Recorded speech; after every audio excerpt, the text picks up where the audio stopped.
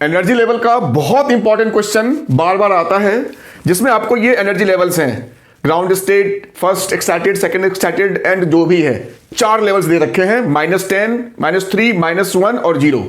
पूछा क्या है कि यहां पे ये 4 ऑप्शन है जंप का, या तो ए से यहां आया है, बी वाले ऑप्शन में यहां से यहां आया है, सी में यहां से यहां, और डी में ऊपर से नीचे तक, ये 4 जंप पॉसिबल जंप्स हैं।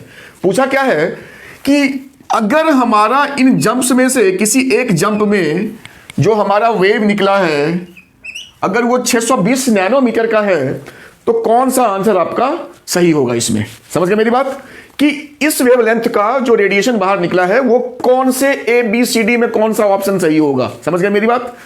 तो इसको कैसे करेंगे, तो देखो भाई, हम अगर बारी बारी से इन सब एनर्जी लेवल्स का यूज करके अगर हम लैम्डा निकालते हैं तो बहुत टाइम लग जाएगा।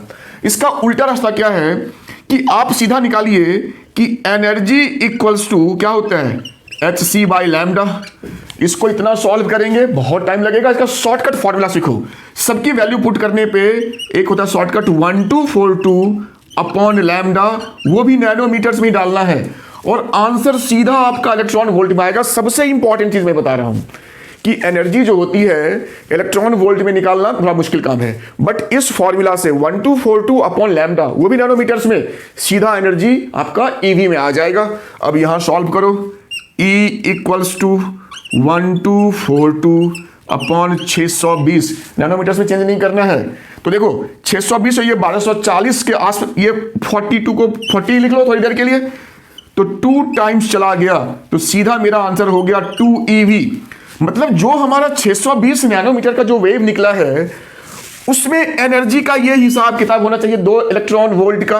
अब देखो ए में क्या है, 0 to -1 नहीं है, बी में क्या है 1 से 10, ये भी नहीं चूंकि इसका डिफरेंस 9 आ रहा है। सी में देखो 1 से -3, यस, इसमें मेरा हो गया फाइनल माइनस इनिशियल, या सॉरी इनिशियल माइनस फाइनल, तो -1 -3 तो प्लस हो गया, तो 2 EV। ऑप्शन सी आपका जो है इसमें सही होगा, डी तो वैसे भी नहीं है। तो ऐसे क्वेश्चंस को इस वाले तरीके से करना है।